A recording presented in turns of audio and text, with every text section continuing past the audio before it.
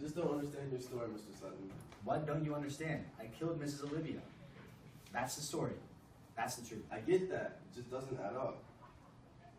You have no criminal record. You're the current leader of the Pacifist Group of America, an organization which promotes non-violence. And now you claim to have committed a murder, which goes completely against everything you believe in. So tell me the truth. What happened on that night of May 2nd, 2014? Objection. Listen, Your Honor. My client is telling the truth.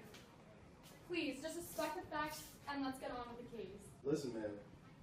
I want to finish up this case too, but I'm not going to let the truth slip by me. Not on my conscience. Now, I choose to cross-examine the defendant, and I have every obligation to ask these simple, standardized questions. If you are not willing to comply with this procedure, you might as well... He is harassing the defendant. Order in the court. Order in the court. Ms. Lenny, Mr. Cam's actions are completely justified. Please let him continue his questioning. Yes, Your Honor. Thank you, Your Honor. Now, as I was saying to Mr. Sutton, I want you to tell me what happened that night of May 2nd, 2014. Well, I was in my living room one beautiful night of May 2nd, and I remember hearing a lot of noise from my neighbor, Mrs. Olivia. So I walked over to knock on the young lady's door. It seemed like she was having a little gathering or something, and I asked her to keep the volume down because I don't want her waking up my three cats, Bob, Jimbo, and Eleni. But she didn't comply. She did seem a little intoxicated. So Mrs. Olivia didn't listen to you? Yes. Go on. Well, I asked her again, and she refused to turn the volume down. Now, at this point, I was getting a little frustrated, so I asked her one more time, and she said, "Or else what?" And I said that I'll call the cops for a noise complaint.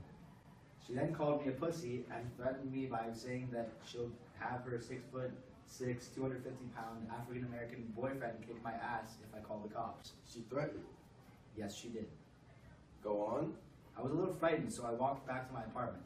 I sat in my living room for about 20 minutes thinking. Thinking about what? About all those times I was picked on as a kid. I remember being called faggot and queer because I wasn't into girls back then. I was a virgin and I still am. Anywho, all that pent-up aggression drove me to pick up a knife. So I did.